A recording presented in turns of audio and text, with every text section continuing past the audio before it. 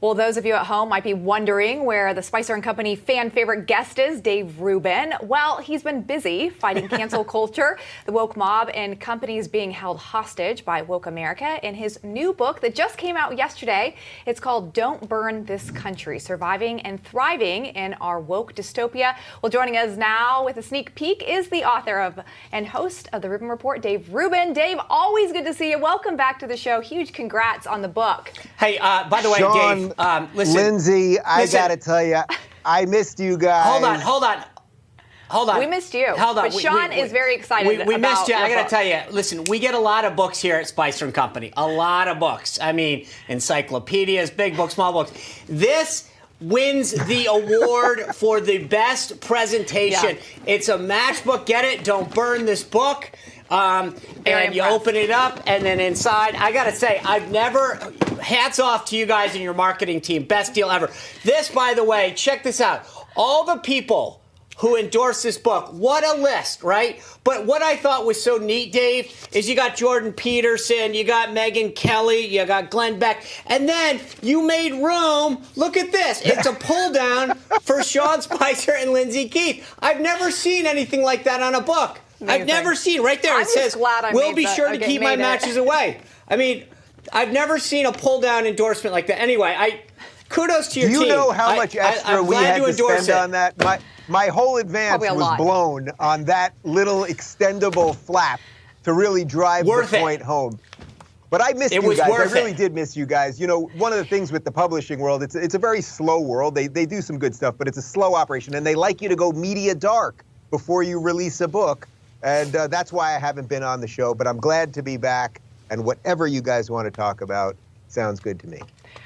Well, we are glad that you're here, and we're glad that you missed us. I will say, you talk about in the book how progressives are the ones leading the Democratic Party, and that they're the ones who want to burn this country, essentially. So what is the goal here? Should, from conservatives' perspective, should it be to slow them down, to stop them, to compete with them, or to outnumber them? What is the goal? Well, look, you have to give the devil his due. The progressives have destroyed the remaining liberals. There are no old school liberals anymore. For years, I called myself an old school liberal, and I said, hey, we liberals have to fight the progressives from inside the Democratic Party. And maybe there's about 2.5 people like that left, say a Bill Maher, maybe a Jon Stewart, something like that. But there are no effective non-radicals anymore. The party has decided what it is. The left has been completely decimated by collectivism, Marxism, communism. It doesn't matter, whatever you want to call it. 2 + 2 = 5 with these people. Males are females. Being non-racist now means you're a racist. They want to indoctrinate children. You're showing some of the images right there. I'm in Florida now, as you guys know, and this Don't Say Gay bill has nothing to do with being gay. They could have just as easily called it Don't Say Straight.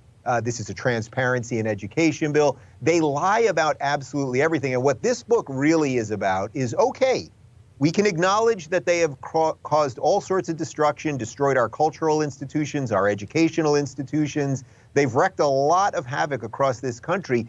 But what do we do now? So to directly answer your question, Lindsay, I think, in effect, we have to start separating from them. I'm not for arresting them or putting them in the gulag, although they'd like to do that to us. But I think we have to start building new products. I think we need a new parallel economy that is outside of them. I think people have to take their own lives a little more seriously. And if you live in a dystopian place like Los Angeles, California, where I used to live, you should move to a free place like Florida and fight for freedom. And by the way, since I've moved here, every neighbor that I see on the street when I'm walking my dog, I go up to them and I make a point of saying, hey, I'm new in the neighborhood and I just want you to know I am here to keep Florida, Florida.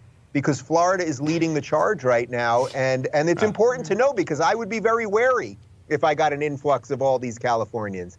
So we have to figure out a way to fight these people without, I'm not talking about violently, but just do better things than they're doing.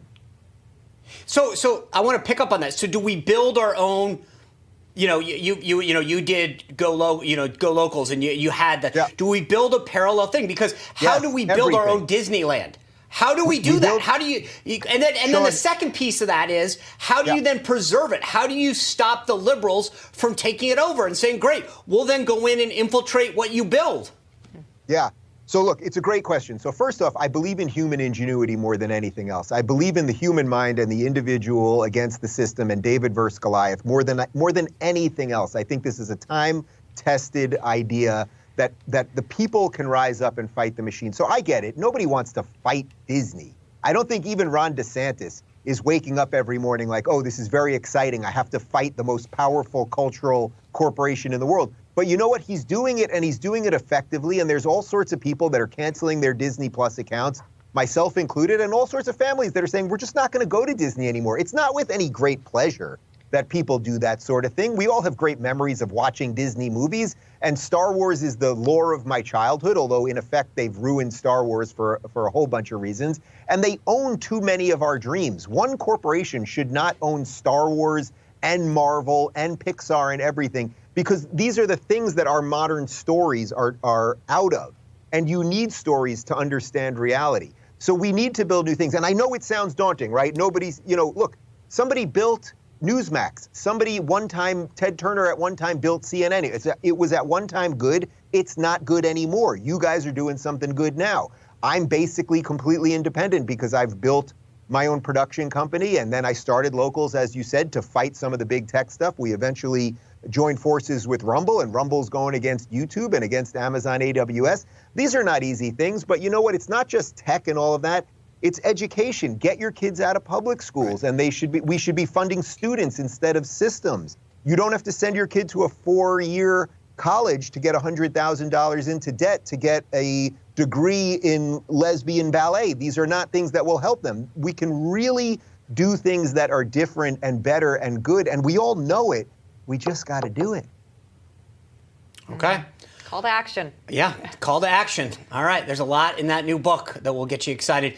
Congratulations on the launch. I appreciate you being back with us, and good luck on the tour. I'm very excited that we're part of this tease. Thank you for that flap once again. That was absolutely incredible. And I'm sorry you didn't make it on the original one. And then we said, who were the best people for the flap? And it was you guys. That's why we're excited about the third book. The third book, we move up. That's already. We're here for you, Dave. Anyway, take care. We'll see you soon. Good seeing you guys.